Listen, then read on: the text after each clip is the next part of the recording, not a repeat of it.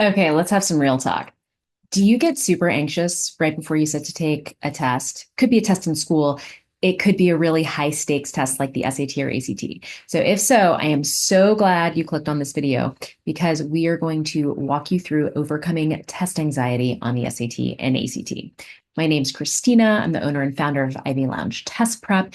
And for the last 15 years, I have helped high schoolers overcome their inner demons and ultimately get amazing SAT and ACT test scores and ultimately land spots at the colleges of their dreams. So let's get to it. So first, let's talk about mindset. Like, what does mindset have to do with SAT and ACT test scores?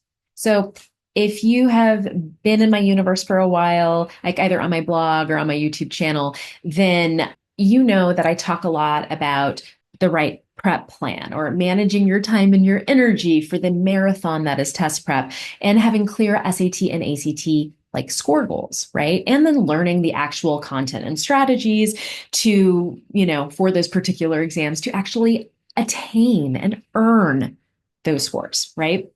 But there's another component as well, and that is mastering the mental game of taking a test. So basically, you need to have your mind work for you, not against you on test day. And once you do that, you will have avoided one of the biggest landmines and sabotages that other well prepared students fall victim to, right? And that's going to win you a major advantage when you take the test. So, this video about test anxiety, and believe me, there will be more down the pipe, I promise. I'm going to reveal many things, okay? We're going to talk about one of my favorite hacks at the end, exercises and tricks to conquer test anxiety. Like, what is it? What type of students get it? Like, what's the main thing in common? We're going to go through all of it. So, first, what is test anxiety? So it's more than just like test day jitters, which, a lot of people feel some form of. Like often jitters, sometimes that's really excitement that your brain has like classified as scared, right? Or fear. So instead, when I'm talking test anxiety, I'm talking like a particularly intense form of performance anxiety, often characterized by paralyzing feelings of worry, dread, or fear. So, unfortunately, all of those negative emotions can sometimes manifest in physical symptoms, right? Like a racing heart, sweaty palms, feelings of nausea, or even just like blanking out on the spot and like having a total brain fart and not remembering something. So, basically, in order to perform well on a test, especially like the SAT or the ACT, you need to keep both your mind and your body on track. So now, what kind of students tend to get test anxiety? Okay, so I've been doing this for 15 years now. And over the course of my test prep expert career, I have found predominantly two different type of students that tend to succumb to test anxiety. And I affectionately, very affectionately, this is not a judgment to you, nickname them the perfectionists and the slackers. Okay, so let's talk perfectionism and test anxiety. So, perfectionists, and I was one of these, okay, they're so tough on themselves, right, that they can develop a crushing fear of making mistakes.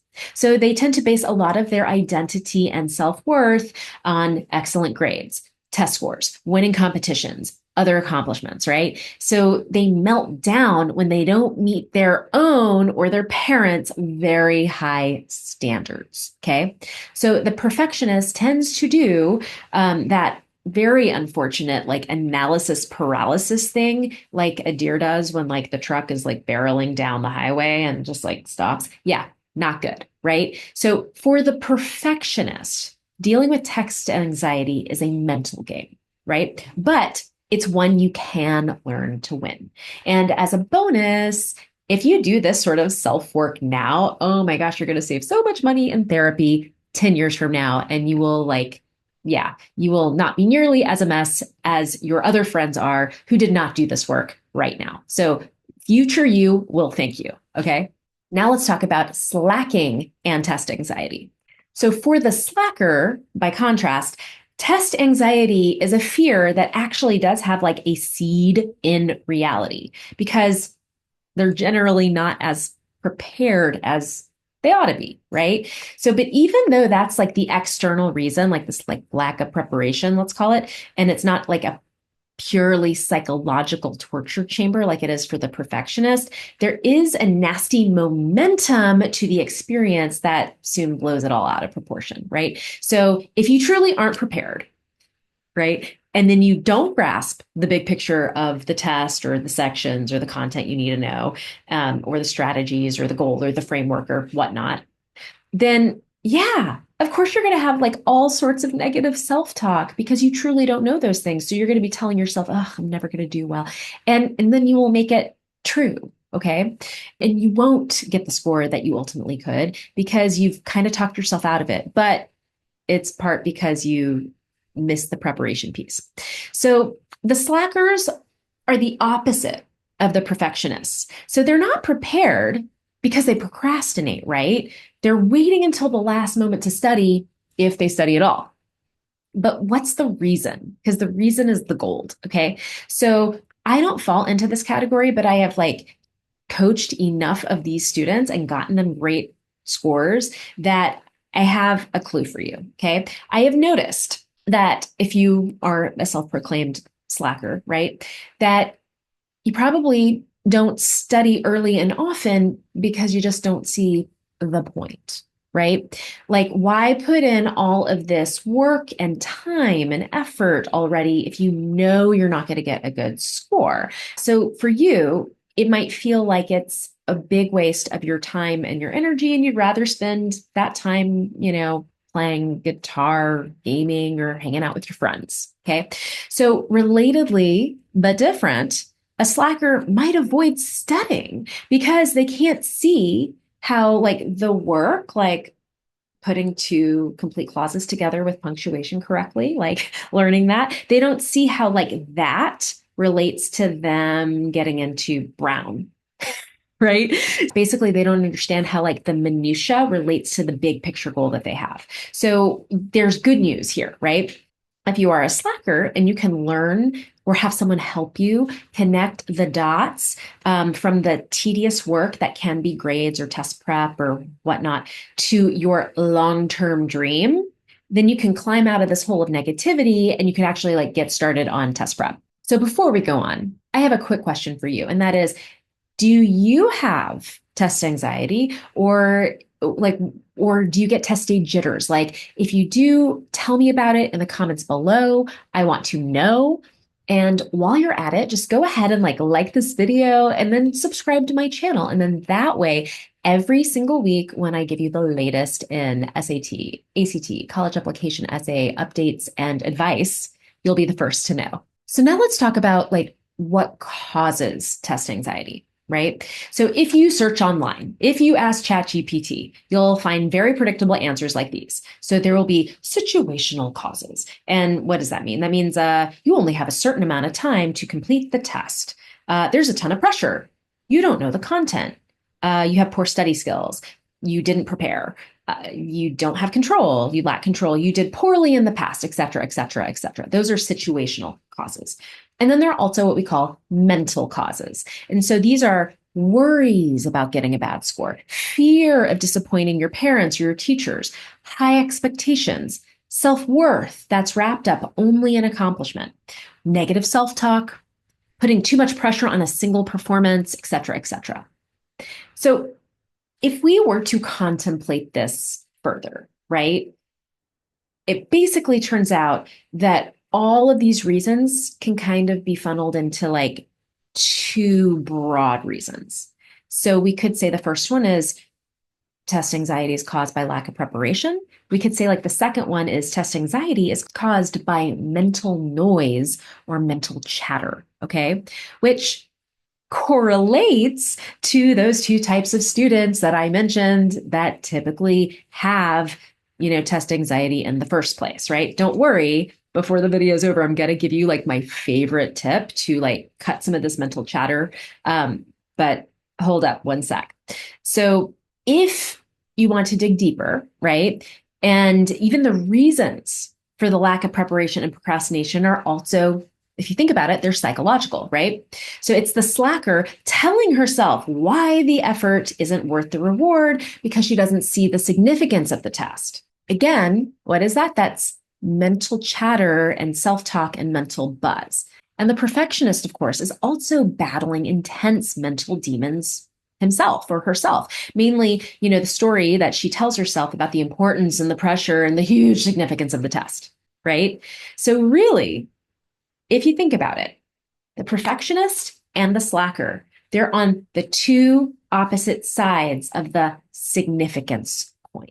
So the slacker doesn't see the significance of the test, of the SAT or the ACT, as it pertains to his goals, to his future. While the perfectionist sees like nothing but significance and thus is steamrolled by fear, right? And interestingly enough, right, I found that some of the slackers are actually secret perfectionists, but they feel so daunted by how important and significant the test is, and that even trying feels overwhelming. So they end up in the slacker camp. So they don't even try. Now, riddle me this. Tell me, where is all of this significance or lack of significance even coming from? Well, it's the stories that you tell yourself in your head, like literally the mental chatter or what we call your self-talk. Here's what I mean by mental chatter. Let your mind go blank for just like a second. What snarky comment just came up, right? Like when you're taking a pause and listening to me, like your mind is saying, yeah, right. Or like all those little things that you might be saying, or, oh, sounds good for her. Whatever those comments are, that is your mental chatter. It's the thing that your internal mind, your internal voice says to you. It's not being spoken out loud. It's not being read out loud. You're not hearing it, but you are hearing it in your head. If you didn't have that, if you had like literally no thoughts being voiced in your head, you would have no mental chatter. Now, here's the thing. When you clear your mind of mental chatter, an incredible thing happens. You become what we in the spiritual community call being in the present or just being present. Okay. Then you can actually use your mind. You can use your brain for what it is supposed to do, which is proactively think and solve problems for you, right? Like those problems on the SAT or ACT that are staring at you right now. So when your mind is like uncluttered and only directed at the test questions at hand, then you tend to get them right. And your score tends to improve with it. Okay. But how do we clear our mind of this mind chatter? So there are many different ways, and they will work for different people. And you might have a different one than your best friend will. But today, to kick us off and what I hope will be a series of mini test anxiety videos, I'm going to kick us off with my favorite all-time strategy. Are you ready? So here it is. It's called 3 points of contact. So all this means is you need to bring your attention to 3 different physical sensations in your body all at once and hold your focus there for 3 deep breaths.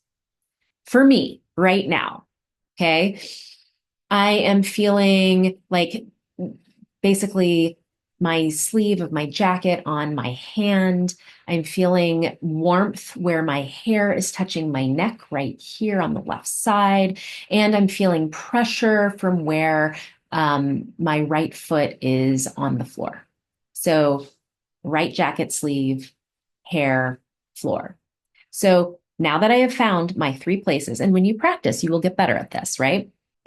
I am going to literally, like, I like to close my eyes. You don't have to, but I'm going to close my eyes and take 3 deep breaths of at the same time feeling all 3 of the sensations. Okay.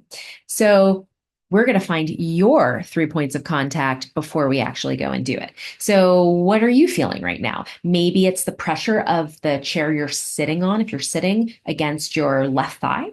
Maybe it's the slight weight of your glasses on the bridge of your nose. Maybe you're wearing a scarf and you feel like the softness of the material around your neck. Maybe you're holding a pen and you feel like the pressure of that in your hand. It could be any of those things. So pick three. Ready?